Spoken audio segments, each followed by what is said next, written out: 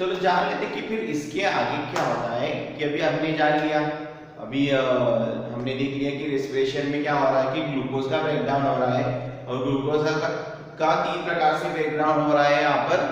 पहले तो हो रहा है अनएरोबिकली, फिर एरोबिकली रेस्पिरेशन होगी यहाँ पर विदाउट ऑक्सीजन और विद ऑक्सीजन, ये हो गई रेस्पिरेशन। उसमें से निकल रही है बाहर एनर्जी, यहाँ पर ग्लूकोज का हो रहा है। तो ये एनर्जी जो निकलती है बाहर सेलुलर रेस्पिरेशन में, तो ये हो जाती है स्टोर।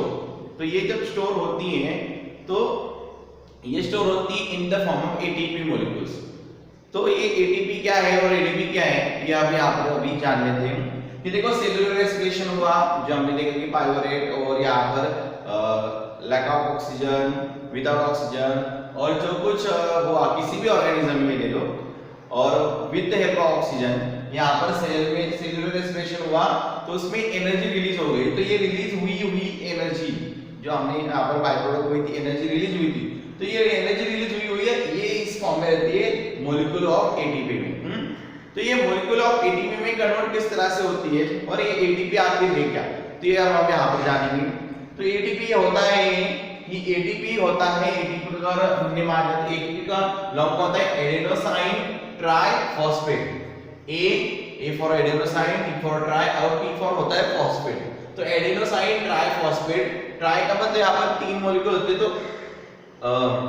एडेनोसाइन मतलब एडेनो और साइन मतलब साइन शुगर, एडेनोसाइन के साथ ये 3 फॉस्फेट के मॉलिक्यूल क्या होते हैं यहाँ पर अटैच होते हैं। तो ये होता है उसका। और एडेनोसाइन डाइफॉस्फेट, तो डाइफॉस्फेट में इसमें क्या होता है, उसमें 2 मॉलिक्यूल्स होते हैं। मतलब अगर हम नॉर्मल स्ट्रक्चर ड्रॉ करने लगे उसके, तो ये होगा और इसके साथ ये 2 होंगे फॉस्फेट के मॉलिक्यूल्स, एडेनोसाइन फॉस्फेट का। ये डाइफॉस्फेट, डाई मतलब डाई का अर्थ होता है जैसे कि 2, तो यहाँ पर एडेनोसाइन डाइफॉस्फेट ये हो गया इसका फॉर्म। तो ये एडीपी है, और एटीपी मतलब होता है हमारा एडेनोसाइन ट्राइफॉस्फेट। तो यहाँ पर होता क्या है फिर यहाँ पर कि यहाँ पर जैसे कि हमारे सेलुलर रेस्पिरेशन से एनर्जी निकली है बाहर, अभी ये एनर्जी क्या करनी है, सेल में स्टोर करके रखनी है। तो ये in the form of molecule की होती है। स्टोर किस तरह से, तो ये स्टोर किस तरह से होती है, ये स्टोर इस तरह से होती है कि हमारे ब्लड में एडीपी ऑलरेडी प्रेजेंट होता है। क्या प्रेजेंट होता है हमारे ब्लड में, एडीपी। तो इसलिए तो एटीपी के फॉर्म में एनर्जी हम क्या करते हैं, स्टोर करके रखते हैं। इसलिए हम एटीपी को कहते हैं कि energy currency for most of cellular process में हम कहते हैं एटीपी को एनर्जी करेंसी। एनर्जी मतलब ये पैसे है, एनर्जी देने वाला पैसा। तो लेकिन इसको हमें स्टोर भी तो करके रखना है। तो ये स्टोर किस तरह से होता है, ऑलरेडी हमारे ब्लड में एडीपी होता है, और एडीपी और ये एक फॉस्फेट का मॉलिक्यूल ये हमारे ब्लड में होता है। तो यहाँ पर एडीपी मतलब ये वाला मॉलिक्यूल, ये वाला एडीपी, और ये मतलब एडेनोसाइन डाइफॉस्फेट, ये प्लस एक फॉस्फेट का मॉलिक्यूल। लेकिन इसको जोड़ने के लिए कुछ तो चाहिए कि नहीं, तो ये जोड़ने के लिए हम इस्तेमाल करते हैं जो एनर्जी प्रोड्यूस हुई थी हमारे सेलुलर रेस्पिरेशन में। मतलब जो एनर्जी यहाँ पर ये रिलीज हुई है, ये रिलीज हुई एनर्जी जो सेलुलर रेस्पिरेशन में रिलीज हुई है, तो ये एनर्जी हम इस्तेमाल करते हैं ब्लड में। जो ब्लड हमारे सेल्स होते हैं, सेल्स में होते हैं, मान लो ब्लड सेल्स लेते हैं, तो इसमें यहाँ पर ये होता है कि एडेनोसाइन फॉस्फेट प्लस फॉस्फेट, और ये एनर्जी इसकी इस्तेमाल करके कन्वर्ट हो जाता है इसमें एटीपी में। मतलब देखो यहाँ पर फिर क्या हो गया, ये हो गया यहाँ पर एडेनोसाइन ट्राइफॉस्फेट हो गया। तो ये एडेनोसाइन ट्राइफॉस्फेट यहाँ पर आवा, और इसमें हमारी जो एनर्जी है वो स्टोर होके रहेगी।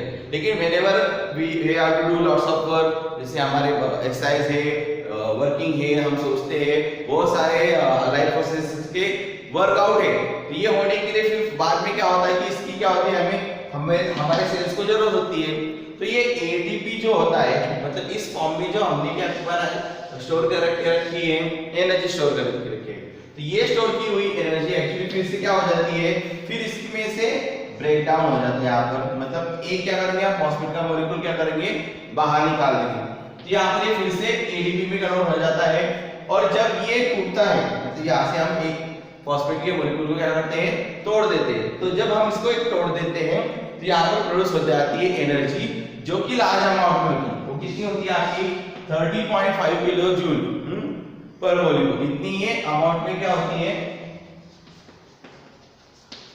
यहाँ पर क्या होती है, प्रोड्यूस हो जाती है। तो ये लार्ज अमाउंट ऑफ एनर्जी इस्तेमाल होती है फिर हमारे जो वर्कआउट होते हैं, मतलब जो सेलुलर जो प्रोसेसेस है, लाइफ के प्रोसेसेस है, इसके लिए यहाँ पर ये एनर्जी क्या होती है, यहाँ पर वर्कआउट होती है और ये कंटिन्यूअस साइकिल यहाँ पर इस तरह से चलता रहता है।